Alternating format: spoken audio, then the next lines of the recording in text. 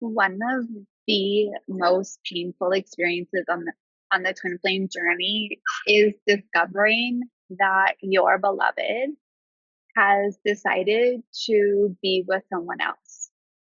It can feel like this sense of betrayal. It can feel like you were rejected. And all at the same time, it feels like your whole entire life is slipping away from you. And I know this feeling all too well. And I know the pain that comes with it. And then the sense of overwhelm when you find out that your beloved is has chosen to be with someone else, putting you in a third party dynamic. And what I've discovered on my own path and working with all the feminines that I have regarding this is that their answer and my answer to that when that happens is to detach. And if you've been following me for a while and watching my videos, you know that this form of detachment that I'm talking about comes from a place of protection. And this is where the feminine shuts down. She shuts down emotionally, mentally, spiritually, physically, and energetically. But in today's video, I want to challenge you and ask you this question. What if? Because you all know how I like to play the what if game. What if the third party wasn't actually happening to you to keep you away from your highest timeline? Think about that for a moment. And what if it was the very thing that was leading you there? And what I mean by there is inner union, um, your purpose, in your highest timeline available to you at that time. And if this is resonating with you and you're wanting to learn how to utilize a third party dynamic to propel your journey forward, which you all know that I truly believe that this is what it's here to do, and to shift your level of consciousness, and please join me in today's video because we're going to talk about how you can just do that. And if you're new here, I want to welcome you. My name is Melissa, and this is the Sacredness Within You. I created this platform, this channel, to be able to connect with other feminines who felt the same way I did about this journey, where your world got flipped upside down. You felt lost, you felt confused and overwhelmed. And no matter what it is that you've done in your healing, it never seemed like it was enough. And part of it is because there's more for you to do. And some of you are doing what I call just scratching the surface of your healing. And part of it is because that's all you know. And I'm here to show you how to actually create the shifts within your own personal journey so the feminine within you can rise and you can cultivate inner union within you, then increasing your odds of landing 3D unions. And if you're wanting more teachings and more tools to support you, then make sure you click and subscribe. And don't forget to like and share this video so this video gets out to all of those who are needing to hear this. So the first thing that I want to address in this video is talking about the misunderstanding about detachment, because you hear all the time within the collective. And when I talk about collective, it's even the twin flame coaches and mentors that are out there. And not only that, the feminines that are within the collective as well. They say detach, and you need to detach from your twin flame. And what this usually means and what they're saying is let him go, move on, close the door. That chapter's over. Stop carrying, find someone else, and protect yourself. That's what that form of detachment actually is. It's a form of protection. And this is where the feminine actually removes herself emotionally, mentally, physically, spiritually, and energetically. Yes, I think emotionally, at times you need to remove yourself, and physically, yes. But all the other ways, no. Because when you're removing yourself in all of those ways, what happens is you put up a wall of protection. Your heart actually begins to shut down. and you're not open and available to allowing what is happening within your connection to help heal you, to shift your consciousness, to raise your vibration, and to come into inner union. And along the way, helping you heal all your wounds around your worth, relationships, your mother, your father, the whole nine yards. And I've talked about in previous videos the difference between detachment and what I call sacred detachment, or even I think Carl Jung talks about it as non detachment. Because most of us detach from this place of protection because that's all we've ever known and done up until this point. If you think about it, in some of your relationships, you might have detached. And why do we detach? Because it's protecting ourselves, because we don't want to fear. We fear rejection, we fear abandonment, we fear vulnerability, intimacy, being seen. All of those reasons are reasons why we end up detaching. And when we detach from this place of protection, it's saying, I shut down so I never have to feel this again, which is also why a lot of feminines can't feel their twin flame when they're detached. They don't connect with them in the ways that we're able to through telepathic channeling, through like dreams and all that kind of stuff. There's no connection and there's no communication happening, whether in the 3D or the 5D. When we detach from this place that's healthy, and what I call sacred detachment, it's meaning I'm no longer controlling the outcome, but I'm still open to this connection because it's part of my heart's desires. But I am no longer going to abandon myself for this dynamic. And there's a big difference. One, the protective detachment is coming from this place of protection, and it's saying, like, I can't trust myself to navigate this journey in a different way. Because when you're in healthy, sacred detachment, it's a place of uncertainty because you truly have to surrender. And surrender doesn't just mean removing yourself or letting go of control. Surrender and detachment, sacred detachment, actually call you to be present, to be available, and it will call you to take inspired action. And what I find is a lot of feminines are like, oh no, like take their hands off the wheel. I'm not doing anything. And they call it flow. And what is happening is they're actually a puddle. And I talk about this all the time and how we have to be the river. The river has masculine structure, which is the banks of the river and the rocks that guide the water. The water that flows is the feminine. And this is what I call the perfect balance in inner union, the dance between that feminine and the masculine within you. And when we look at these two ways of detaching, one, the protective detachment actually shuts your heart down. It shuts down your energetic field, and actually, you no longer become the beacon of light that your masculine needs to be able to continue to do what he needs to do. But also, too, you shut down your ability to actually be the light and allow your desires that you want to come into your reality. And when you're in the sacred, the healthy detachment, it expands your heart. Your heart is wide open and you are available and open to your desires. And I know what some of you are thinking because I had to work through this as well.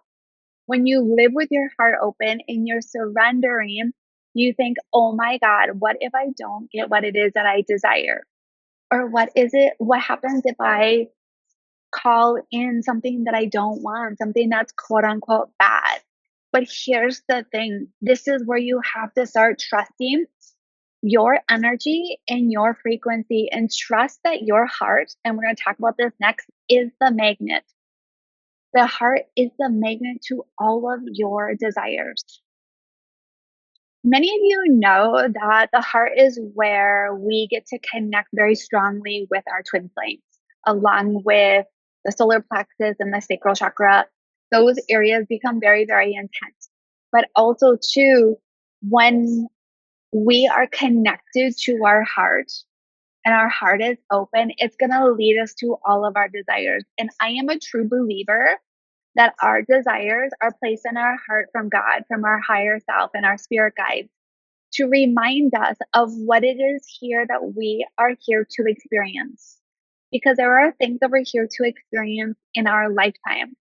And those desires keep pulling us to experience what it is that we're here to experience.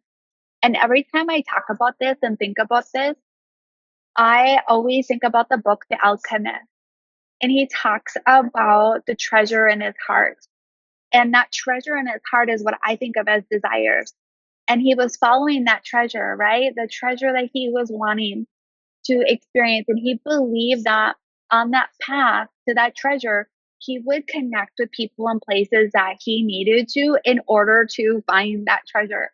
And that's exactly how we need to live our life.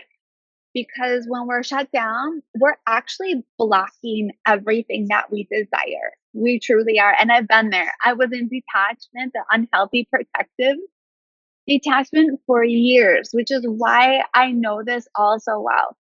But also, too, your heart, remember, is what connects you to your purpose, abundance. It's what calls in your soul tribe, your friendships. It's how you connect as well to your creativity. It's how we get to connect to God, our twin flames, opportunities that we're meant to experience, and to our future. So closing your heart doesn't only just block you from feeling your twin, connecting with your twin. It literally blocks you and disconnects you from life, which is why when you are feeling life isn't exciting, life isn't like full of like juiciness, full of vibrancy, full of like life, is because your heart is shut down. And this is why the feminine then becomes emotionally unavailable. It's like she's walking around like she's numb because the goal isn't to disconnect from life. The goal is to become emotionally available to life without abandoning yourself, emotionally available to your twin flame, emotionally available in your friendships. And if you haven't started practicing and cultivating this emotional availability, intimacy, and vulnerability with your friendships, you're actually doing a disservice to yourself. Because this is one of the ways that I started learning how to cultivate intimate relationships was with my friends, with those that I knew who loved me no matter what. That if I showed these parts of me, they weren't going to hate me, they weren't going to reject me, they weren't going to abandon me, they were going to continue to love me. And so where is it that you've disconnected from your heart? And how can you start connecting back to this part of you? Because that's is going to always lead you to where it is that you want to go. And ladies, you have to be able to get out of your mind and into your heart and into your body. I'm actually reminded of a practice that I do when I'm too much in my mind and I need to get into my heart that I want to lead you through. So I want you to close your eyes right now and I just want you to settle in and just if you're always this is a really great practice from when you're always in your mind and you want to drop into your body and drop into your heart. I want you to visualize that you are in your mind and there is a stairwell in front of you.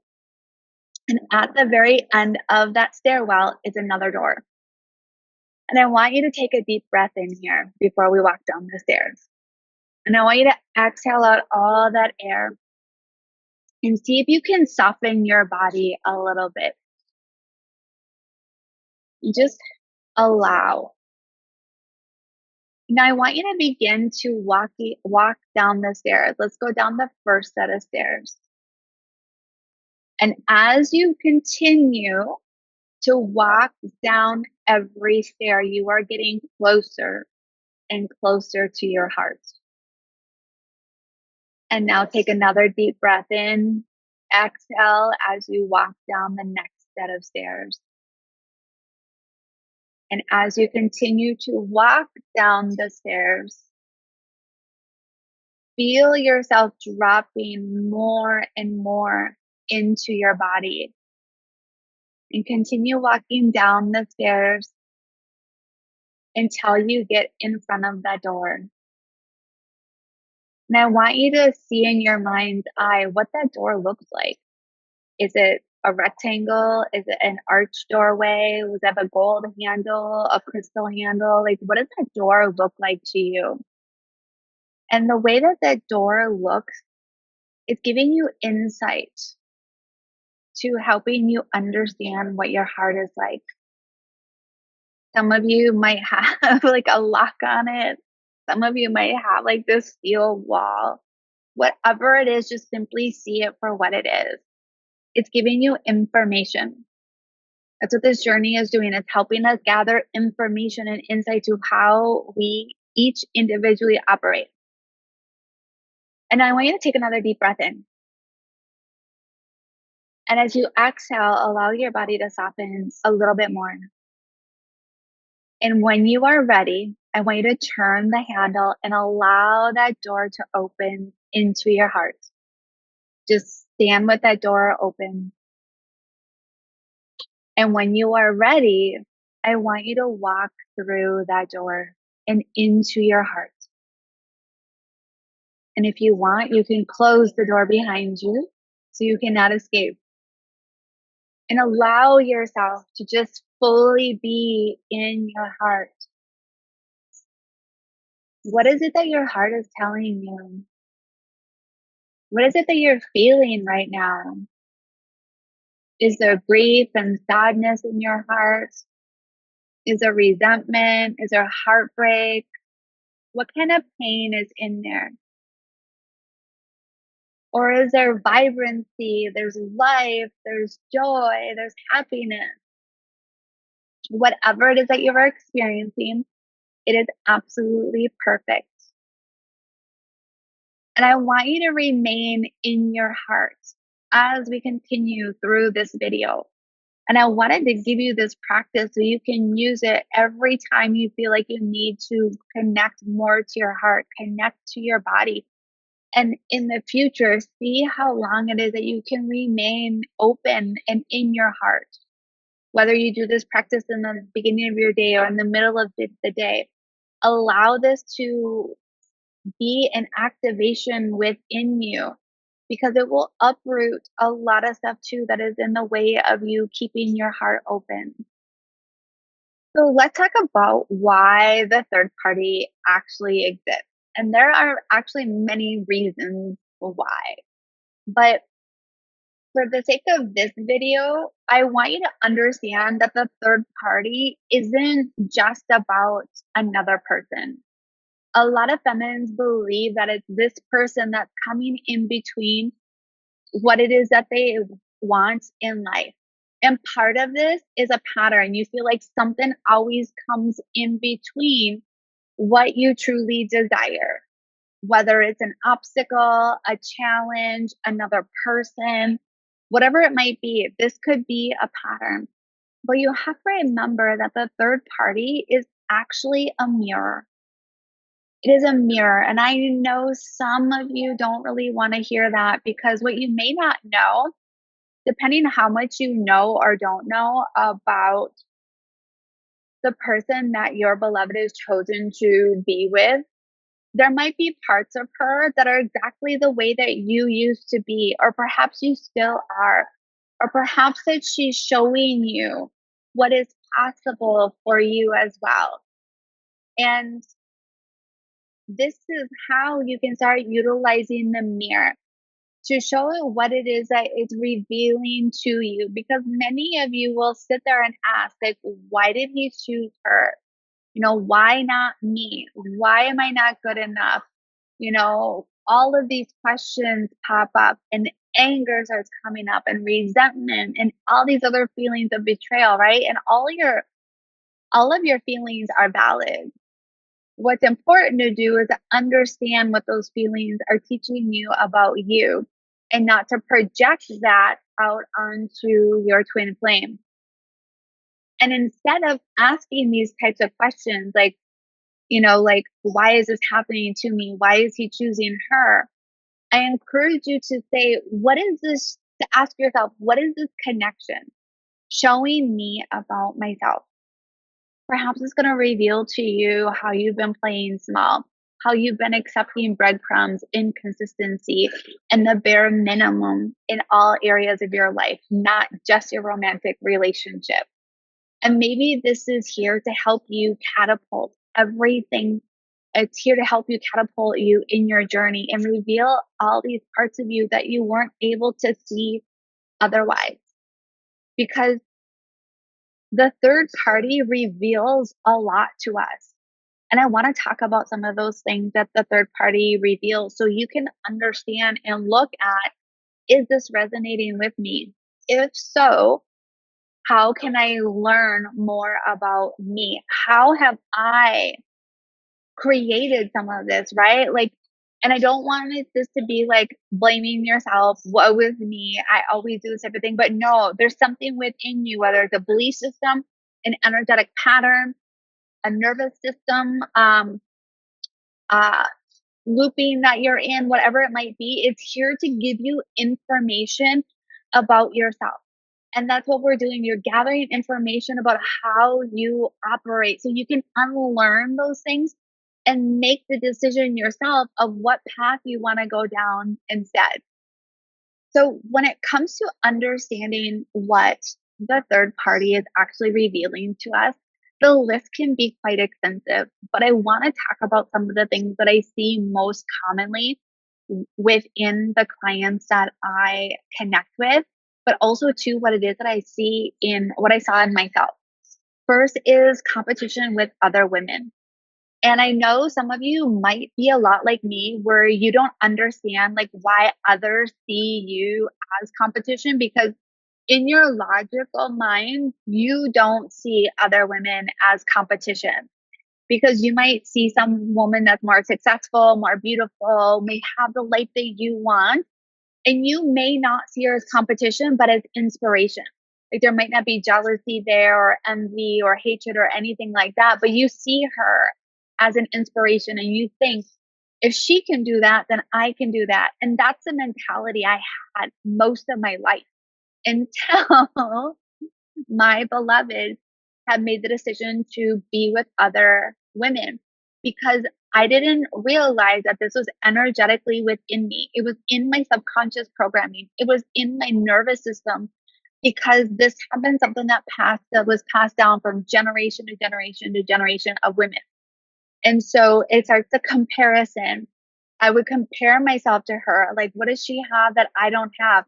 Am I pretty enough? Am I good enough? Am I smart enough? Am I successful enough? I got jealous of her because of the relationship that I knew she was having with my twin, because I had been with my twin for like 7 months and I knew what a relationship was like with him and what it was that he brought to the table and the things that he did. So I was getting jealous that she got to experience those things and I didn't with him. I was trying to prove myself to him. I mean, I would remember like I would get certain jobs or, get a certain place. And I was trying to constantly prove to him that I was stepping into who I was meant to be in this lifetime. But little did I know, energetically, it was a very different vibe. And the thing I want to remind you, feminines, is the masculine isn't dumb. Like they know certain things unconsciously and they know when you're telling the truth or you're trying to pull the wool over their eyes. And also, too, in this competition with other women, it brings up a lot of scarcity. It brings up lack. It brings up separation. And you have to remember that these patterns weren't created by him. Your beloved didn't create these patterns. He actually highlights them within you, because a lot of these patterns have been inherited because you saw the women in your life do the same thing to other women. Like I remember meditating one day and seeing how this played out. within the women within my family, my mom's side of the family in particular. And I was mind blown into my young self, like that just felt like normal. And so for me, I was like, I don't want that, but it was energetically within me because it had been passed down from generation to generation and generation. And so instead of women feeling safe with one another and collaborative, it started, women started competing with one another.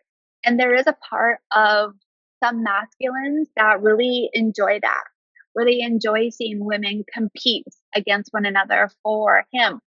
And that's not something that you have to worry about. What you have to worry about is your reaction to it, how you navigate that part. And also too, if he's competing, allowing women feeling like if he's enjoying the fact that there's women competing for him, that's a mirror as well. The second thing that the third party dynamic highlights within you is your happiness and how it depends on someone else's choices. For some of you, you have made your significant other or your partner or your current spouse your everything. Like they could be your emotional, mental, physical, financial security. Like your happiness is determined by them. I remember being this way in all of my relationships. I constantly was outsourcing and seeking a masculine provider. Part of it was that that's how I had been conditioned, was that men were to be the provider. So I have that nervous system wiring to have men that I'm with to be the provider. But also with that came other stuff that I've had to unlearn. And there's nothing wrong with that. But I also had to learn that just because I had a masculine that provided, it didn't mean that I didn't need my own source of income. And now I realize that I need to have my own source of income, my own abundance, my own everything, whether or not there's a masculine provider in my reality. And so when you start relying on your twin flames choices as your source of happiness or how it is that you're feeling about your connection, you're actually giving your power away. And instead, so I want you to begin asking yourself some of these questions because this is going to help you give you insight to how you are relying on your twin flame for your source of happiness and how his choices actually impact how you feel. Because at the end of the day, even though knowing that your beloved has chosen to be with someone else, which by the way is just temporary, it's not a forever thing. And I think some of you think that just because they chose to be with this person for now, that it's going to last forever, but it's temporary. And you actually, feminines, are in control of how long this connection lasts. So I want you to start asking yourself some of these questions. Oh, wait, can I only feel okay if he chooses me? Because there was a time in my journey where that's the only way I could feel okay. I remember not knowing how I was going to live without him, how I was ever going to be happy without him. And he taught me exactly how to do that. Next is ask yourself, does my peace disappear when his behavior changes? And again, there are no right or wrong answers to this. This is just helping you understand more about yourself. And next, ask yourself, have I made him responsible for my emotional states? And if the answer is yes, then ask yourself how.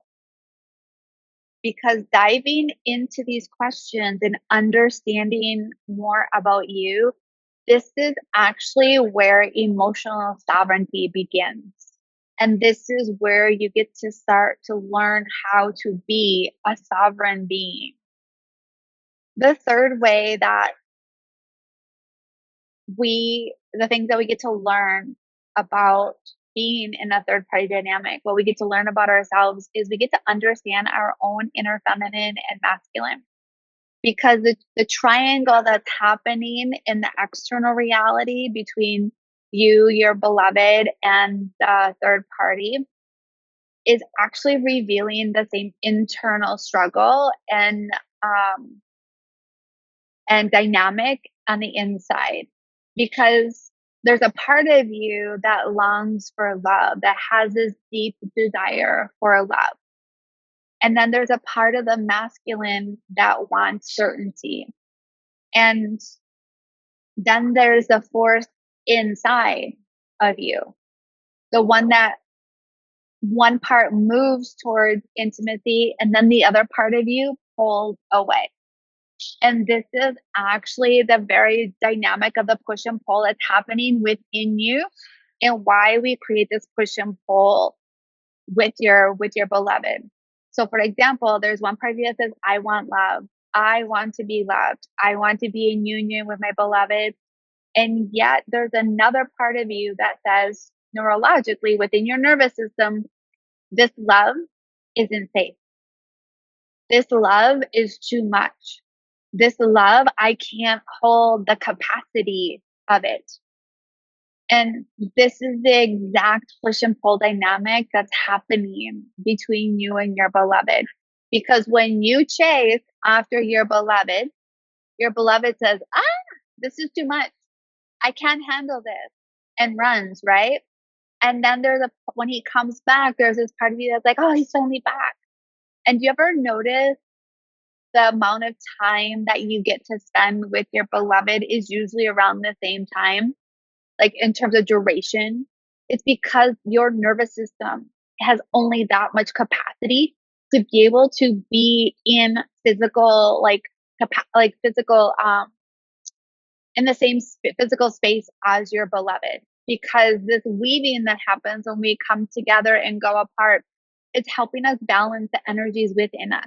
It's helping us build the capacity to be able to be in that type of intensity, that connection. And then when your twin flame leaves, what usually happens a lot of times is that they ghost you, right? There's long periods of time of where you don't speak. And that's on purpose, because they have to go through the things that they're going through, and you have to go through the things that you are going through, because it's bringing up more things to uproot. So you have to be able to look at how is this being played out within your own inner feminine and masculine, because your twin flame is a reflection, is a mirror of your own inner masculine. The next thing that shows up is understanding your nervous system's relationship template, because all of us have been wired neurologically within our nervous system with a very specific template based on what it is that we witnessed growing up. So for a lot of us, that was our mom and dad's relationship. We might even had other relationships around us that were showing us things like our grandparents, our aunt and uncles. But for the majority of us, the template that we took on was the one that our parents had, the dynamic that they had. And a lot of times, every partner that we chose reflects our dad or perhaps our mom.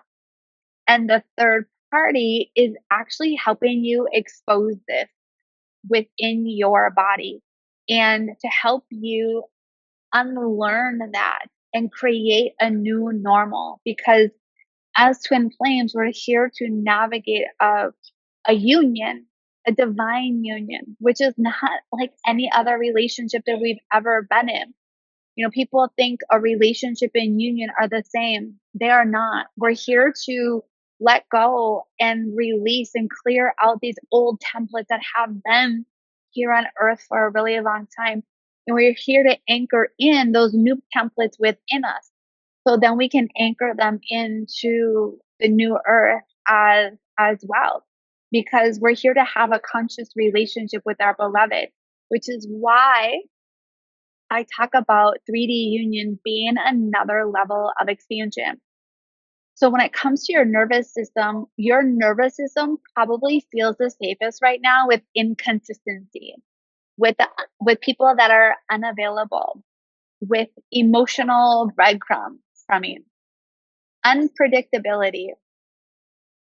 It probably feels safe in knowing that it has to earn, prove, or perform for love. And not only that, it feels safe chasing after love. And I'm not calling you out on this to make you feel bad, but to understand that this is how you've been operating your whole entire life. And it's going to take time. It's going to take time to unlearn these things because you witnessed this for 8 years growing up as a child. You observed, you couldn't ask questions. And then after that, that just became your belief system. Your nervous system was wired that way. That is all that you knew. And so for years, you had relationships that were exactly like your parents, most likely. For me, it was decades. So it took time to unlearn these things and to give yourselves grace and to understand that it takes time to unravel it. And then you have to then choose differently in how you want to navigate your relationship. And the best practice that we have is with our friendship. Of course, there's not the romantic love, but there's this unconditional love that happens between friends. And how you cultivate relationships with your friends, especially conscious relationships with friends, because by now you probably have lost a lot of your friendship that you've had prior to your awakening, and you're bringing in more conscious friendships. And how you build those conscious friendships is exactly how you're going to build your dynamic with your twin flame. So let's continue talking about the relationship aspect of things, because this is very important, because we have the relationship aspect neurologically, right? Like that's imprinted in our nervous system. And then there's a relationship conditioning. And this is the conditions that we've learned in regards to relationships by watching our parents and observing them. None of us have ever experienced or witnessed a conscious relationship in our lifetime that's within our proximity. For most of us, we are way showers. We are way showers when it comes to conscious relationships, which is why there's going to come a point in time in your journey where you are in uncharted territory. You don't know what lies ahead. And this is why you have to become so comfortable in uncertainty. Because for many of us, we learn that relationships are built on survival, obligation, emotional avoidance, people pleasing, control, and sacrifice. If you look at all of your previous relationships, probably all of that, if not most of that, was played out in every single one of your dynamics. And it probably was the exact same thing that happened with your parents. And this is actually the perfect recipe where the third party begins to help you dismantle these templates. Because these templates are things that have to be dismantled in order for you to cultivate inner union, in order for you to have your frequency, your energetic imprint to be unconditional love. So you're probably wondering, Melissa, how does this lead to inner union? Because for me, this has been the greatest catalyst to helping support me and who I am today and helping me cultivate inner union. Because the third party becomes the invitation. It's a next level of expansion for you where you get to create internally what it is that you've been seeking externally. Because your whole entire life, you have been externally looking for everything, externally looking for love, externally looking for abundance, externally looking for validation, reassurance. And now this is an opportunity where you get to give yourself all of that and more. So I want you to ask yourself another question. I want you to observe how often you ask yourself, when is he going to choose me? Because that used to be a frequent question early on in my twin flame journey when he was with other people. And even when he's with his current partner, this part of me who kept asking, when is he going to choose me? When is he going to choose me? Like, what do I have to do? And I started asking myself, what part of myself is still not choosing me? So for feminines, for you, it's where are you not choosing to love yourself? Where are you not choosing to step into your purpose? Where are you not choosing your abundant, bougie self? Where are you not allowing yourself to choose this part of you that wants to fill in the blank, right? You have to start looking at all those ways that you are not choosing yourself.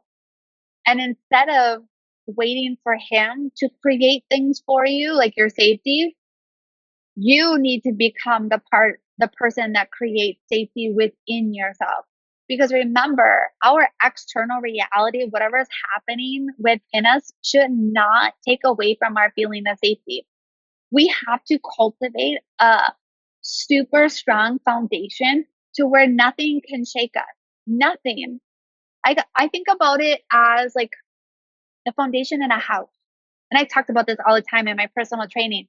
And I talk about this with my clients in coaching as well. When a builder builds a house, what is it that they do first?